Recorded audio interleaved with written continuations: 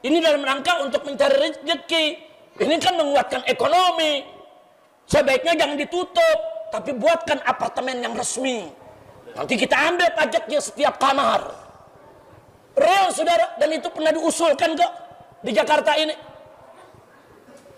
Nggak sampai di situ saudara, aneka ragam kemungkaran. Nah sekarang di minggu ini saudara, mulai ada muncul para pejabat, anggota dewan teriak-teriak legalkan aja judi. Karena hasilnya kan bagus, nanti buat bangun sekolah, nanti buat bangun rumah sakit. Dia nggak peduli sama halal haram. Disebut apa? Ini bukan judi, ini bukan suatu hal yang buruk, tapi ini income, ini pendapatan. Kacau tidak? Kacau tidak? Jadi yang ma'ruf dibilang munkar, yang munkar dibilang ma'ruf. Saya tanya saudara, itu kondisi baik atau tidak baik? Terang atau gelap? Dibilang Indonesia gelap, marah. Masyarakat mahasiswa teriak, Indonesia gelap. Ada yang jawab pejabat, kau yang gelap.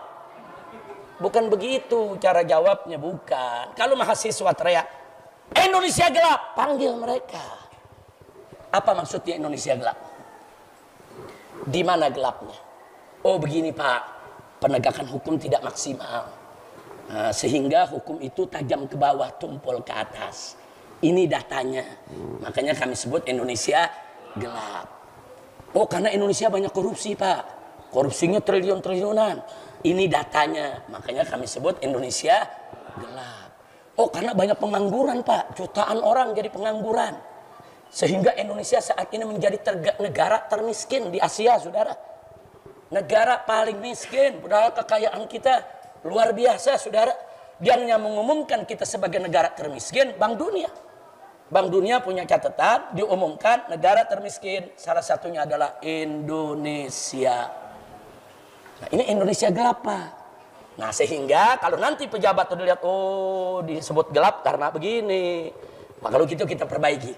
Terima kasih masukannya, kita akan perbaiki. Supaya lebih baik, supaya habis gelap terbitlah terang. Jangan habis gelap, lebih gelap gulita. Kira-kira jelas gak? Jelas gak? Jadi saya lihat ini ngejawabnya seenak waduknya saudara. Rakyat protes dengerin. Nah jadi amar ma'ruf nahi munkar itu harus kita tegakkan. Lihat tuh tadi Nabi bilang, gara-gara amar ma'ruf nahi munkar nggak ditegakkan, akhirnya lebih parah. Lebih parahnya apa? Yang ma'ruf dilihat munkar, yang munkar dilihat ma'ruf. Ditanya lagi sama sahabat, awakainun zalika ya Rasulullah? Sampai begitu rupa bakal terjadi wahai Rasulullah. Kaget para sahabat saudara. Gimana ini? Nabi jawab lagi. Kata Nabi apa? Na'am. Walladzi nafsi biyadih wa asaddu minhu sayakun. Ya, demi Allah yang nyawaku ada dalam genggamannya. Nanti yang terjadi lebih dahsyat dari itu. Ada lagi yang lebih parah kata Nabi. Kaget sahabat, mereka bertanya, "Wa ma asaddu minhu ya Rasulullah?" Kondisi apa itu yang lebih parah wahai Rasulullah? Nabi alaihi salatu wassalam menjawab, "Kaifa antum?" Nabi tanya lagi. "Kaifa antum? Bagaimana kamu sekalian? Bagaimana? Idza amartumul bil munkar wa nahaitum 'anil ma'ruf." Bagaimana kalau nanti kalian nih umat Islam akan menyerukan kepada kemunkaran dan mencegah kema'rufan. Jadi bukan lagi amar ma'ruf nahi munkar, tapi amar munkar nahi ma'ruf. Terbalik keadaannya saudara. Bagaimana sahabat gak kaget? Yaitu gara-gara amar ma'ruf nahi munkar gak ditegakkan, akhirnya kemunkaran merajalela. Orang pikir kemunkaran itu kebaikan. Nah karena dianggap baik, maka periode berikutnya orang rame-rame mengkampanyekan kemunkaran. Orang ngajak-ngajak kemunkaran. Coba lihat kita sekarang ini saudara, berapa banyak grup-grup WA saudara atau grup-grup medsos lainnya yang anggotanya 10.000, 15.000, ternyata semuanya LGBT yang berkumpul di situ saudara.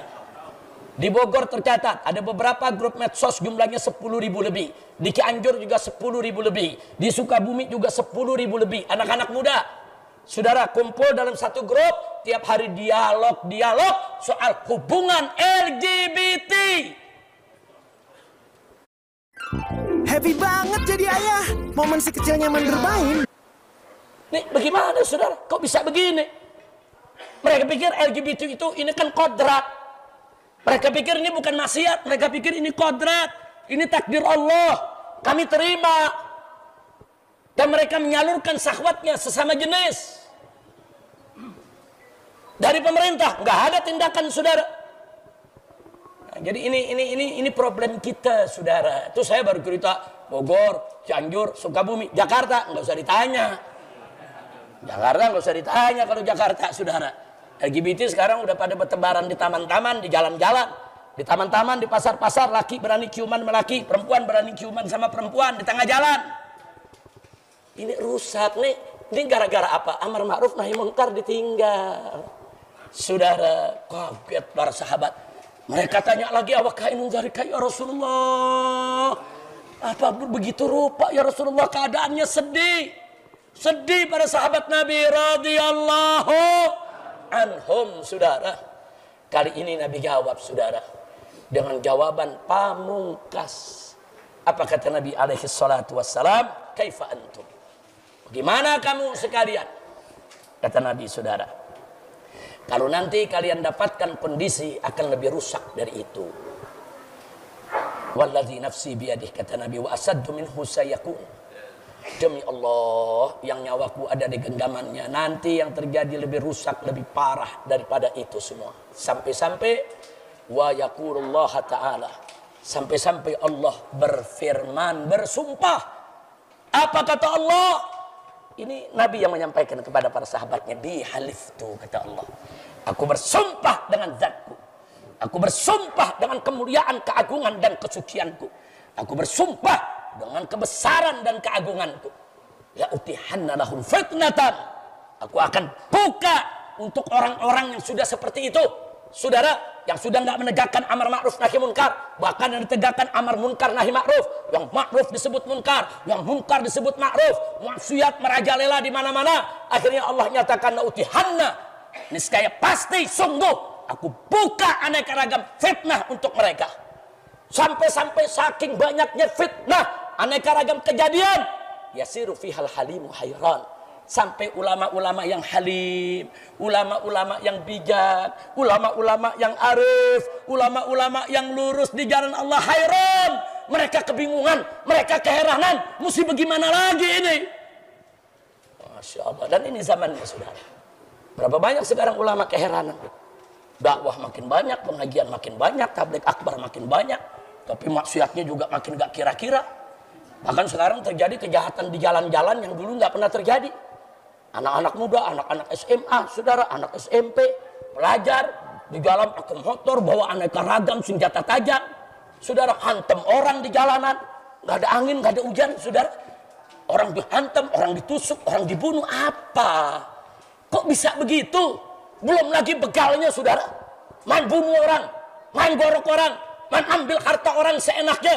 Ini negeri nggak punya polisi, ini negeri nggak punya tentara. Apa polisi tentara itu nggak digaji? Atau kurang gajinya? Kalau kurang gajinya kita tambahkan, jaga keamanan Republik ini. Ya, begitu dong. Oh, kurang personilnya. Kalau kurang personilnya, buka pendaftaran supaya anak-anak muda kita jadi polisi dan jadi tentara. Jaga ini negeri. Kalau satu negeri seluas ini orang udah seenaknya menculik, memperkosa, membunuh, saudara, seenaknya mereka lakukan itu. Bahkan ada oknum-oknum aparat terlibat, ikut merampok, ikut membunuh, ikut memperkosa. Hancur ini negeri. Kali ini kita akan bicara soal sesuatu yang mungkin bikin banyak orang geram, tapi harus dibicarakan, yaitu sungguh ngawur jika Pemprov DKI Jakarta benar-benar melegalkan judi hanya demi menambah pemasukan daerah, sebagaimana yang sempat diusulkan oleh beberapa pejabat beberapa waktu lalu.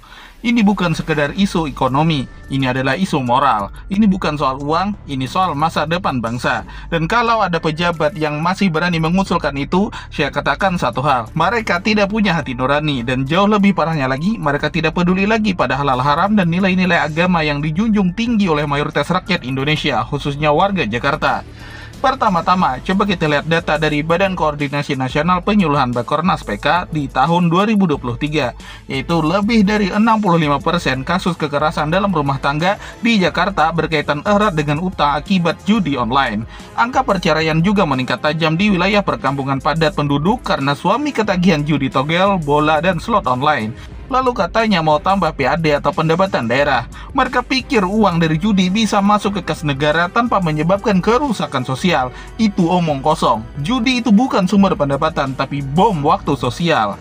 Indonesia adalah negara dengan populasi muslim terbesar di dunia. Mayoritas warganya sangat peduli dengan nilai-nilai agama. Di Jakarta sendiri ada lebih dari 40.000 masjid dan mushola. Partisipasi zakat mencapai 1,3 triliun per tahunnya. Ribuan majelis taklim aktif di setiap minggunya tersebar di seluruh Jakarta. Nah, kalau ada yang bilang warga Jakarta sudah tidak peduli lagi soal haram, itu sama saja menipu diri sendiri. Coba saja datangi Masjid Istiqlal saat sholat Jumat atau lihat antusiasme warga saat Ramadan festival di Bundaran HI. Masyarakat Jakarta masih sangat religius. Mereka tidak butuh tempat hiburan bernuansa judi. Mereka butuh lingkaran yang aman, yang nyaman, dan terhindar dari kemaksiatan tentunya.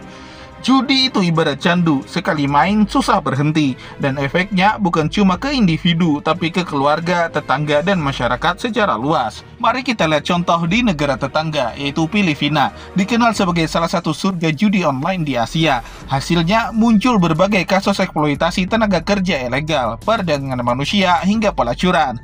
Yang kedua yaitu Kamboja yang menjadi pusat sindikat judi internasional hari ini. Ribuan warga asing tertipu dan dipaksa bekerja di gudang-gudang perjudian ilegal, termasuk juga warga Indonesia. Dan kalau kita sampai melegalkan itu di Jakarta, maka bersiaplah melihat generasi muda kita rusak. Anak-anak kita terpapar budaya konsumtif dan moral bangsa akan semakin tergerus. Lalu kenapa harus judi, saya tanya sekali lagi. Dengan APBD DKI Jakarta yang mencapai lebih dari 100 triliun per tahun, mestinya pemerintah bisa berpikir lebih kreatif. Contohnya misalnya pengembangan wisata religi seperti ziarah ke makam para ulama atau pembangunan Islamic Center yang lebih besar dan memadai.